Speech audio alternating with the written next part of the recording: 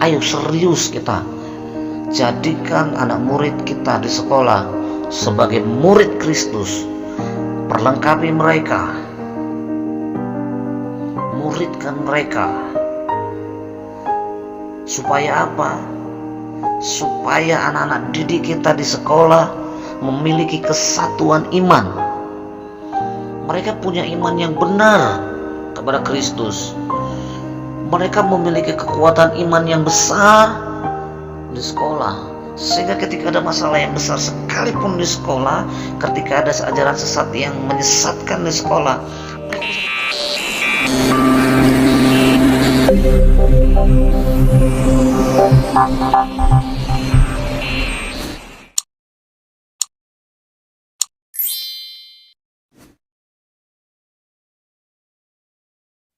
salam sejahtera bagi kita semua. Terima kasih telah berkunjung di channel ini yang selalu akan memberkati para sahabat dimanapun kalian berada, yang selalu akan menginspirasi tentunya bagi kita semua. Untuk tema kali ini di kelas discipleship, di kelas pemuridan, kita akan mengambil satu tema, bertumbuh menuju kedewasaan yang benar, yang diambil dari buku pegangan siswa Pendidikan Agama Kristen dan Budi Pekerti kelas 10 kurikulum 2013 terbitan BPK. Jadi Bapak Ibu boleh membeli bukunya di toko BPK, juga boleh di toko-toko buku terdekat. Bertumbuh menuju kedewasaan yang benar. Seseorang kalau mau dewasa, pertumbuhannya harus benar dan sehat. Contoh, kalau seorang anak dari anak-anak menuju kepada dewasa badania fisik, maka pertumbuhannya harus benar. Tidak boleh, bayangin kalau pertumbuhannya tidak benar. Andai kata seperti ini, kalau anak-anak itu harusnya tingginya, katakanlah misalnya dari anak-anak mungkin berapa senti, pada di usia dewasa mungkin bisa sampai 1,60 meter atau 70 atau 1,80 meter. Tapi ketika dia dewasa, tinggi badannya tidak mencapai 1,60 meter, tetapi tidak sampai 1 meter. Bukankah itu tidak benar? Nah, kalau tidak benar, berarti kan ada yang salah di sana. Berarti pertumbuhannya tidak benar. Nah, dalam kaitannya dengan bertumbuh menuju kedewasaan yang benar, dalam tema kita kali ini, kita berbicara tentang pendidikan rohani, bukan jasmaninya. Jadi pendidikan rohaninya pun kita harus menuju kepada kedewasaan yang benar. Kenapa? Karena saya percaya lagi bahwa kalau kita bisa bertumbuh menuju kedewasaan yang benar, saya percaya, dengar baik, bahwa kehidupan kita akan benar pula. Ketika kita menghadapi proses yang begitu besar, proses kehidupan yang begitu besar menuju kedewasaan, kita akan bisa melewatinya dengan baik dan benar. Kedewasaan penuh menurut Alkitab. Dalam surat Efesus yang menjadi dasar bahan kita kali ini, Rasul Paulus mengingatkan jemaat di kota itu bahwa Yesus Kristus telah menyediakan pemimpin-pemimpin umat, baik itu rasul, nabi, pemberita Injil, gembala, pengajar, dan lain, untuk menolong agar umat Kristen diperlengkapi untuk melayani Tuhan dan membangun tubuh Kristus, yaitu gereja, kumpulan umat Allah sendiri.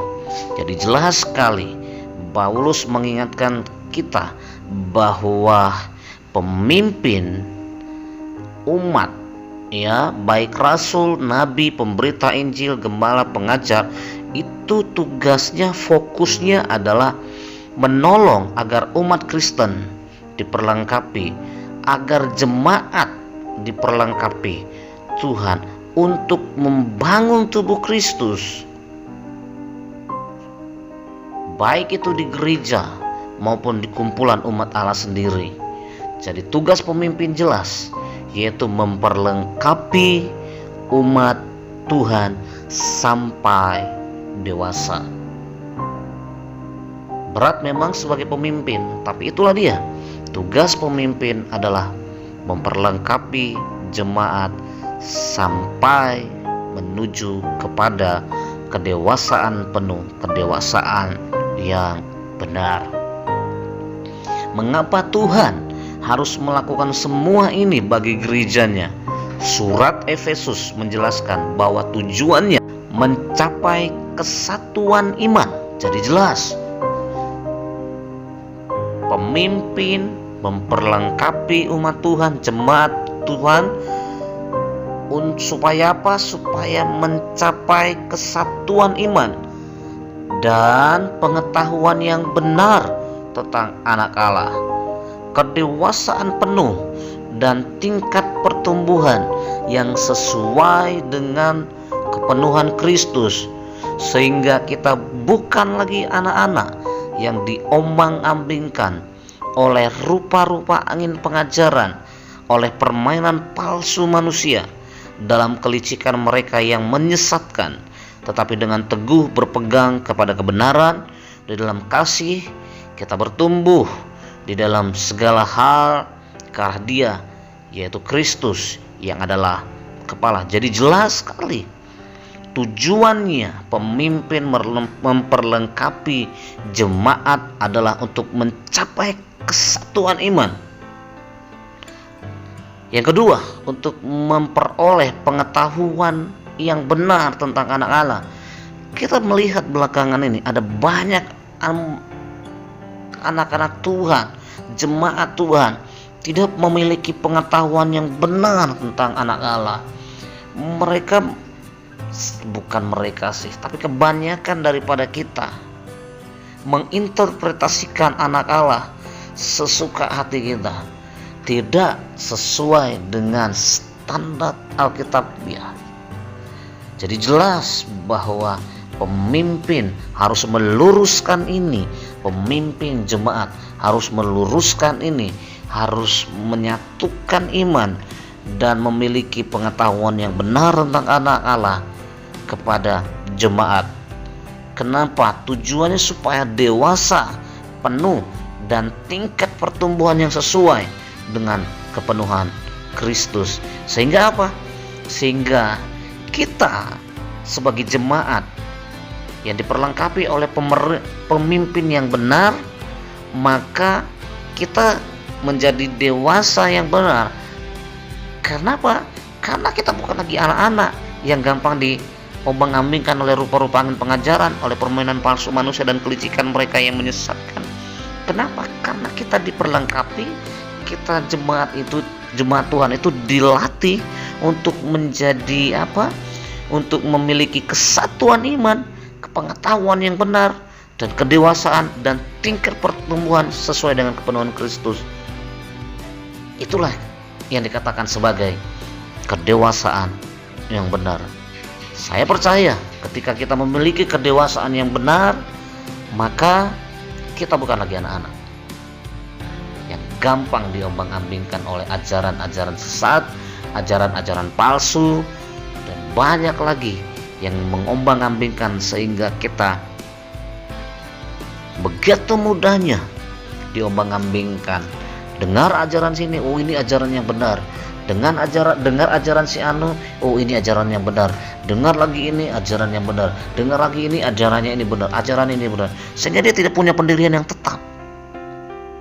Oleh karena itu juga kita tidak bisa menyalahkan pemimpin, tetapi kita sebagai jemaat Tuhan, sebagai anak-anak Tuhan, kita juga harus mau dipimpin oleh pemimpin kita yang memimpin kita. Artinya kita juga harus punya bapak-bapak rohani yang akan memperlengkapi kita, untuk memperlengkapi kita supaya kita memiliki kesatuan iman, supaya kita mengerti dengan benar pengetahuan yang benar tentang anak Allah, supaya kita dewasanya penuh, tidak nanggung-nanggung, nggak separuh-separuh, dan tingkat pertumbuhan yang rohani, tingkat pertumbuhan yang sesuai dengan kepenuhan Kristus. Dari ayat di atas jelas bahwa orang Kristen seringkali menghadapi masalah berupa ajaran-ajaran palsu manusia dan berupa upaya yang menyesatkan. Seperti saya bilang tadi, banyak orang yang berusaha untuk mengalihkan perhatian dan iman percaya orang Kristen dari Kristus. Dalam surat 2 Petrus 2 ayat 1 dan surat 1 Yohanes 4 ayat 1 kita bisa menemukan peringatan tentang guru-guru dan nabi-nabi palsu yang berkeliaran dan menyebarkan ajaran-ajaran yang sesat sampai hari ini. Bahkan sekarang perkembangannya, ajaran sesat begitu menyesatkan banyak orang, sehingga banyak sekali saya melihat di media-media sosial, di media-media sosial sesama anak Tuhan berbaku hantam, berargumentasi yang tidak jelas, yang tidak memberkati. Ayolah, kita sebagai anak-anak Tuhan, kita bisa memberkati banyak orang. Kalau kita berkata bahwa kita ini dewasa, ayo kita memperlengkapi banyak orang, kita memberkati banyak orang, menginspirasi banyak orang, dan bisa mengubah dunia ini. Jadilah inspirasi bagi dunia, jadilah berkat bagi dunia, perlengkapi dunia ini. Dunia sekarang lagi menjerit, supaya dengarkan baik-baik, dunia sekarang lagi menjerit di situasi pandemi corona ini. Dunia sekarang lagi menjerit supaya dunia ditolong oleh anak-anak Tuhan melalui belas kasihan dan diperlengkapi. Tunjukkan kasihnya kita dan perlengkapi mereka. Dunia sekarang lagi menguning, artinya kita sebagai anak-anak Tuhan, kita lagi panen. Kita harusnya sudah menuai dunia. Tapi firman Tuhan mengatakan bahwa ladang telah menguning, tetapi pekerja sangat sedikit. Mohon maaf, kadang-kadang lari sedikit temanya. Mereka berusaha untuk membuat orang Kristen menyangkal Yesus Kristus yang telah menebus mereka. Dengan kata lain, mereka berusaha membujuk supaya orang Kristen, perhatikan, meninggalkan Yesus Kristus dan menjauhkan diri dari kasih sayang Allah. Nah, sekarang begitu juga. Saya banyak ketemu orang-orang yang meninggalkan kasih Tuhan itu, yang meninggalkan kasih mula-mula, kasih sayang Allah yang benar. Gimana kita mau berbicara tentang dewasa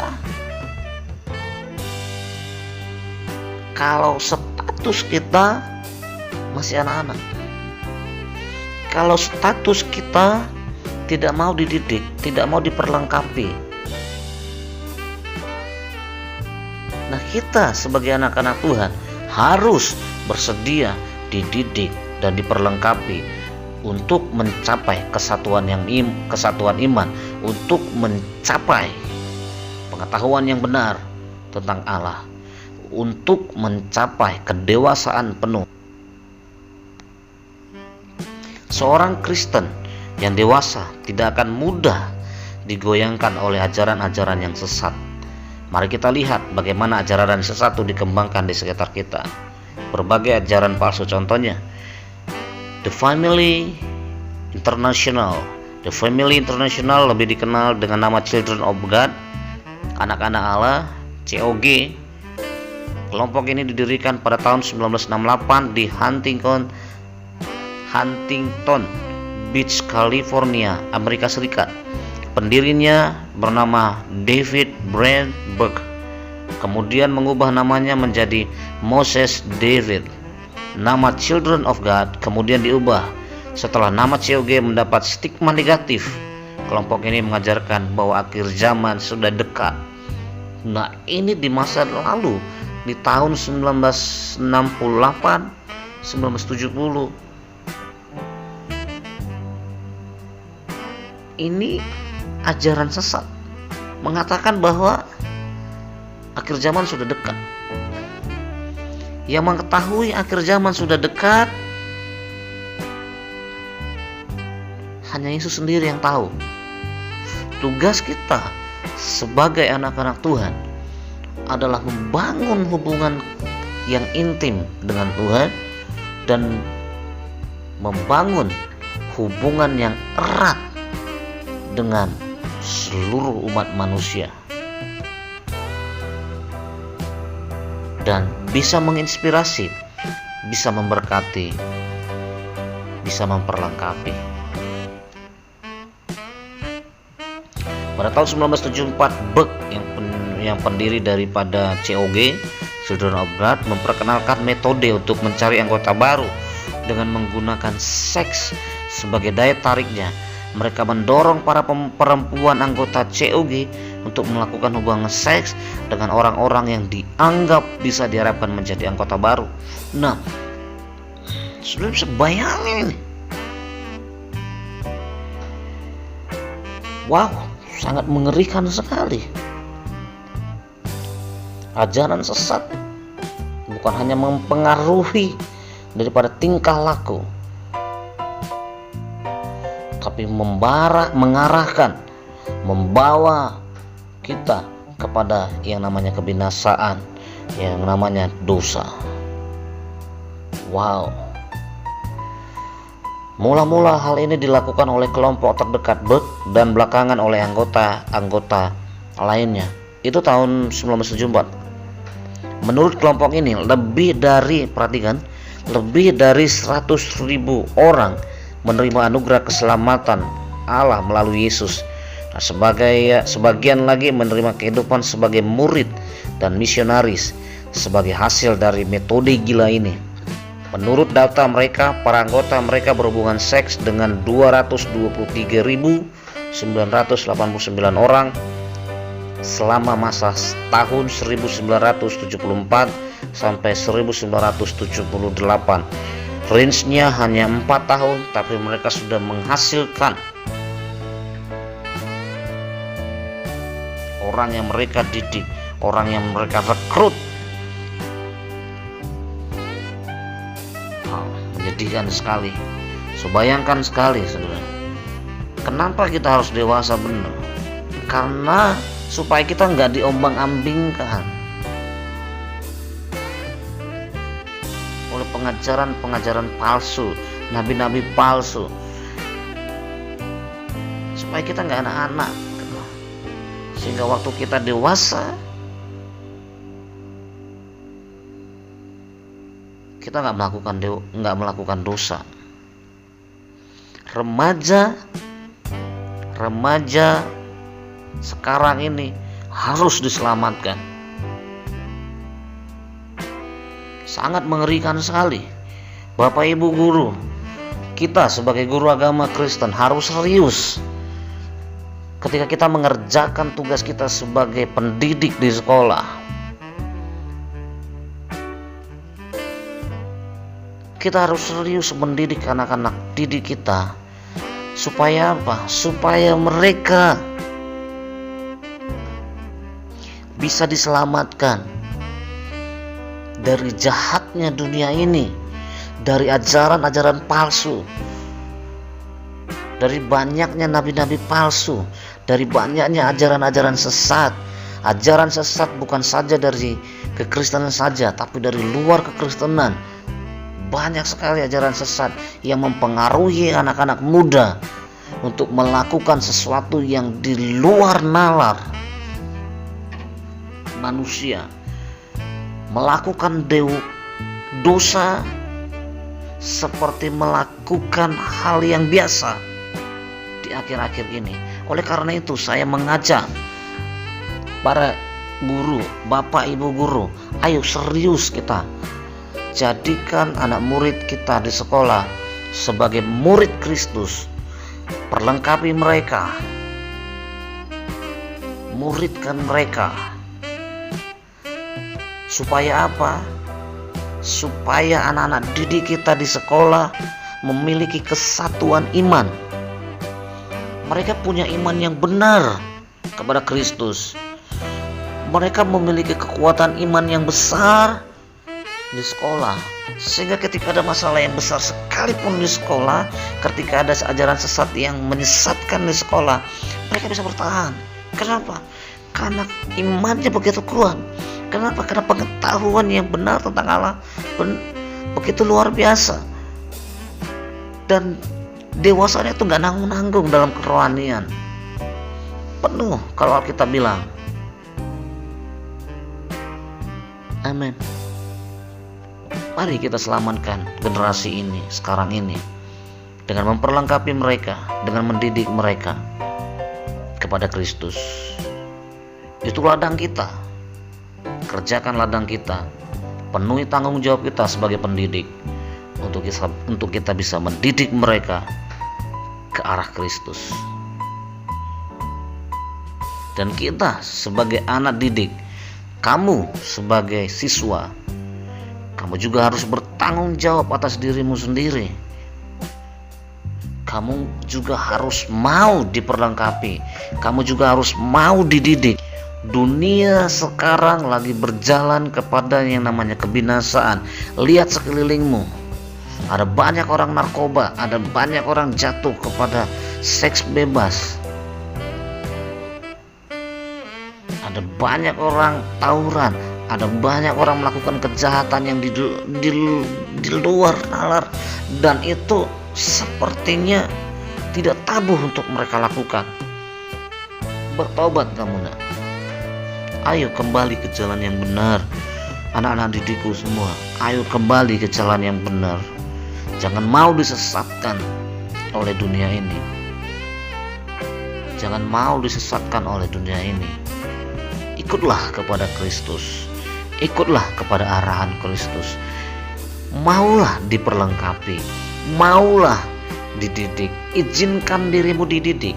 Izinkan dirimu diperlengkapi di sekolah oleh guru-guru agamamu. Izinkan dirimu diperlengkapi, dididik oleh keluargamu, oleh ayah dan ibumu, abang kakakmu. Izinkan dirimu, relakan dirimu, anak-anakku, dididik di gereja oleh pendetamu, oleh kakak abang rohanimu di gereja. Kenapa? Supaya kamu dewasa benar. Kenapa kita bisa dewasa yang benar? Karena yang mendidik kamu orang-orang benar. Jelas. Kalau dunia yang mendidik kamu nggak benar hidupnya. Waktu kamu dewasa, kamu nggak dewasa benar, tapi kamu dewasa nanggung. Kenapa? Akan kelihatan kalau kamu dewasanya benar, kelakuanmu benar. Kalau kamu dewasa benar, keputusan-keputusan penting dalam hidupmu itu pasti benar. Dan kalau kamu dewasa benar, kamu tahu apa yang harus kamu lakukan di masa mudamu. Kamu tahu apa yang harus kamu lakukan untuk orang tuamu. Kamu tahu apa yang harus kamu lakukan untuk Tuhanmu. Kalau kamu dewasa benar, kalau kamu mau diperlengkapi, dididik dengan benar, baik itu di sekolah, baik itu dengan orang tuamu, baik itu di gereja, baik itu di lingkunganmu, pertemananmu. Saya percaya waktu kamu dewasa benar, kamu punya lingkungan pertemanan orang-orang benar, sehingga hidupmu benar. Ketika kamu mengalami masalah yang seberat apapun, kamu bisa menyelesaikannya. Kenapa? Hanya orang-orang yang dewasa lah yang bisa menentukan hidupnya mau kemana, apa yang harus dilakukan ke depannya, mau jadi apa aku. Kamu yang harus menentukan. Kamu yang harus mau didewasakan. Kamu yang harus mau direlakan untuk diperlengkapi dan dididik.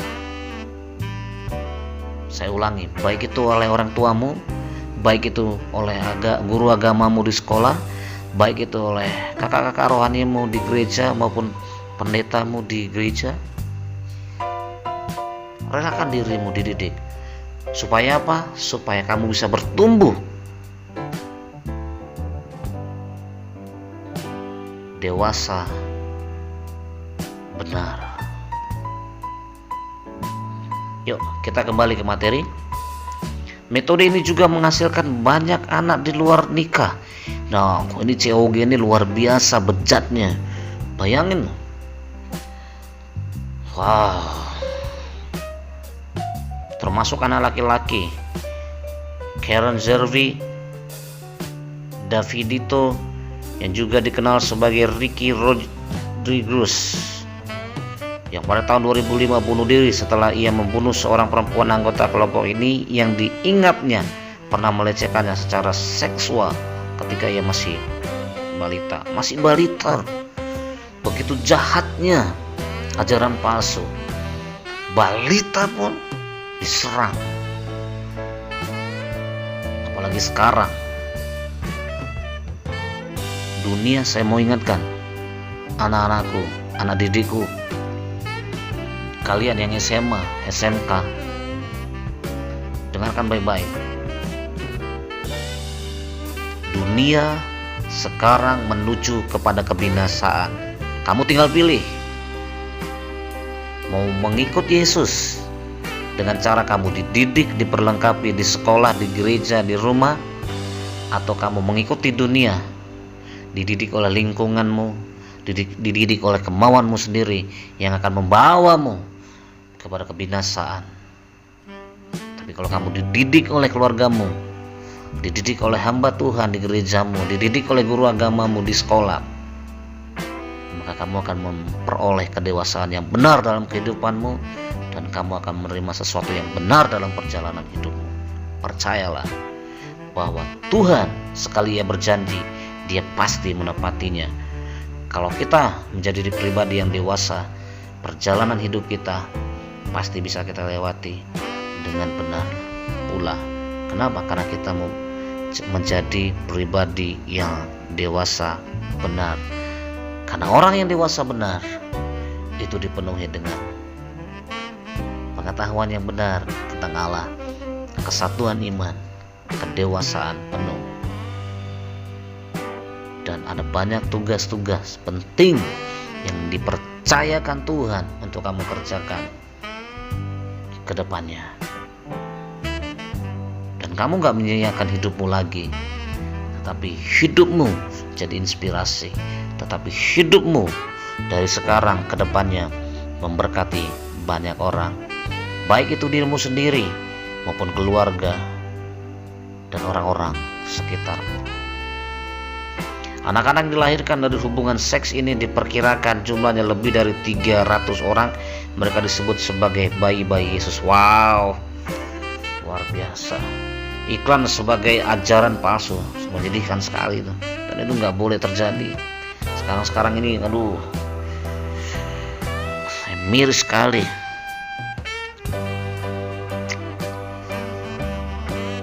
Dengar kabar yang aneh-aneh dari anak-anak remaja. Kandungan lah, narkoba lah, sparring dengan orang tuanya lah, dan berbagai hal kejahatan. Ayo bertobat anak-anak muda, remaja-remaja, SMA, SMK, bertobat dan bangkitlah. Saya percaya Tuhan panggil kamu untuk menjadi pribadi yang bisa menginspirasi untuk negeri ini. Iklan sebagai ajaran palsu, iklan-iklan sekarang juga kan banyak sekali. Di dunia sekarang ini periklanan memainkan peranan penting dalam bisnis. Iklan digunakan untuk mempromosikan barang yang dijual. Tujuannya adalah untuk memperkenalkan produk tersebut dan membuat orang tertarik untuk membelinya. Namun pada hakikatnya, pada kenyataannya, iklan yang dibuat itu tidak menggambarkan isi produk yang sesungguhnya, malah menyesatkan. Banyak kan? Wow, apa yang dijanjikan iklan itu lebih tepat dianggap sebagai janji palsu. Banyak. Contoh ajaran palsu lainnya adalah gagasan yang ditanamkan kepada kita lewat iklan yang mengatakan bahwa orang sukses adalah orang yang merokok jenis rokok tertentu atau mengendarai mobil dengan merek mobil tertentu. Itu sesat. Ada banyak orang kalau katanya kaya dia harus punya mobil. Saya bilang, ada istilah kalau kita pernah dengar, kalau kita malas belajar terus disuntik sama yang teman-teman, udahlah ngapain belajar, presiden udah ada apalagi menteri udah ada. Nah kamu kalau belajar mau jadi apa? Itu ajaran sesat. Itu ajaran sesat yang harus kita bunuh, yang harus kita buang jauh-jauh dari pikiran kita. Wow. Kekayaan dan sukses dengan jalan pintas. Ini banyak. Semakin banyak orang yang percaya akan ajaran palsu bahwa sukses dapat dicapai dengan jalan pintas. Ketika kekayaan menjadi ukuran sukses seseorang, semakin banyak pula kita melihat bagaimana orang-orang yang duduk di jabatan-jabatan yang ada istilahnya basah, ladang basah, entah di pemerintahan ataupun di kantor-kantor swasta, bisa dengan cepat menjadi kaya raya. Wow, ini korupsi toh. Karena nilai-nilai itu yang ditunjukkan sebagai kelaziman antara lain lewat iklan-iklan di media massa dan bahkan juga di pemberitaan tentang gaya hidup para selebritis negara kita.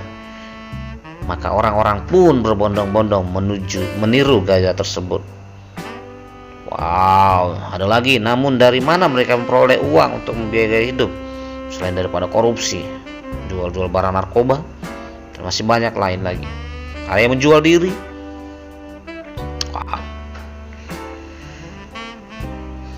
Wow.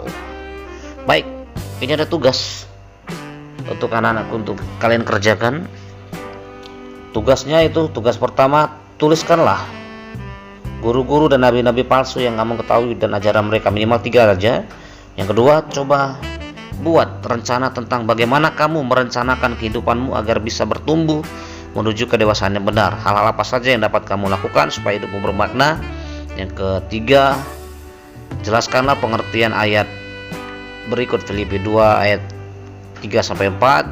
Yang kemudian soal yang keempat, jelaskanlah pengertian ayat berikut, Lukas 7 ayat 36-50. Kalian tulis ya di kertas lembar, apakah itu di HPS, apakah itu di folio, boleh tulis namanya, kelasnya, dan nomor handphone. Kemudian kalian foto, kemudian kalian upload di Google Classroom. Batas pengumpulan ada di Google Classroom. Lanjut pada materi. Surat Efesus di atas sudah mengingatkan kita bahwa Tuhan ingin agar kita bertumbuh menuju kedewasaan penuh dan tingkat pertumbuhan yang sesuai dengan kepenuhan Kristus, sehingga kita bukan lagi anak-anak yang diobang-abingkan oleh rupa-rupa angin pengajaran, oleh permainan palsu manusia yang dikelicikan mereka yang menyesatkan. Wow, di dunia ini yang sampai hari ini terjadi ini, rupa-rupa angin pengajaran satu, yang kedua permainan palsu manusia, ketiga kelicikan yang menyesatkan. Sampai hari ini 3 ini masih berjalan.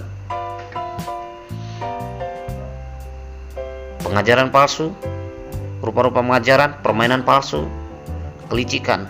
Wow, ini kerjaan iblis semua. Nah, kalau anak-anak pasti bakal terikut. Kenapa? Karena anak-anak belum punya fondasi yang benar tentang kehidupannya. Tapi kalau orang dewasa yang benar, dia punya fondasi yang benar tentang kehidupannya, dan dia tahu apa yang harus dilakukan, mana yang harus dibuang, mana yang harus diikuti, apa yang harus dilakukan, dan apa yang tidak harus dilakukan. Supaya kamu menerima segala hikmat di Kolose 1 ayat 9-10 dan pengertian yang benar untuk mengetahui kehendak Tuhan dengan sempurna.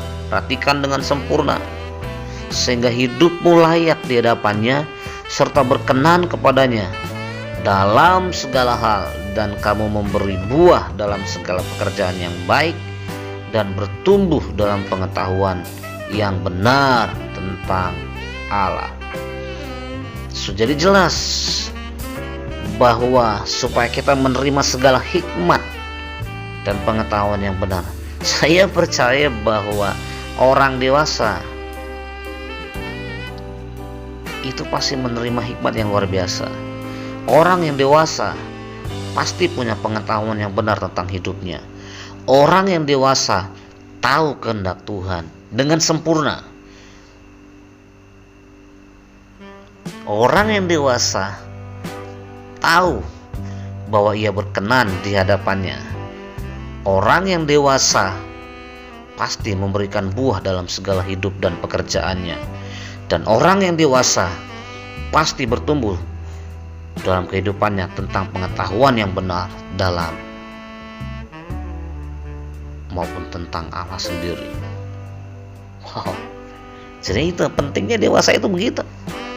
Kalau anak-anak gampang aja, dia mengambingkan kedewasaan penuh dalam hubungan dengan orang lain. Dalam sebuah perjalanan kampanyenya, ketika merasa lapar, Presiden Obama tidak segan-segan berhenti di sebuah restoran hamburger, makanan siap saji yang dianggap sebagai makanan murah oleh sebagian orang Amerika.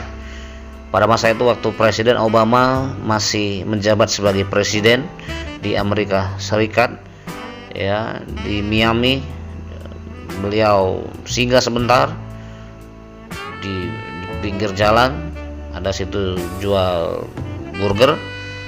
Dia rasa lapar dan dia makan di sana.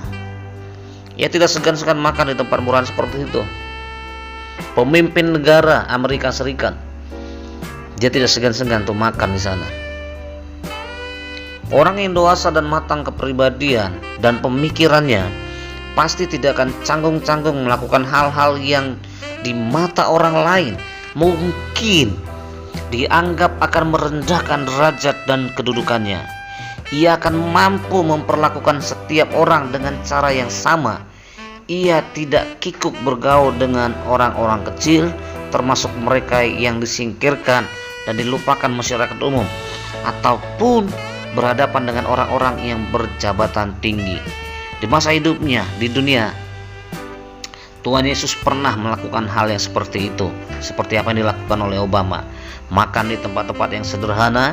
Ia pernah diundang oleh Simon, orang Farisi yang kaya, untuk makan di rumahnya. Namun di pihak lain, ia pun tidak segan-segan duduk dan makan di antara para pemungut cukai dan orang-orang berdosa.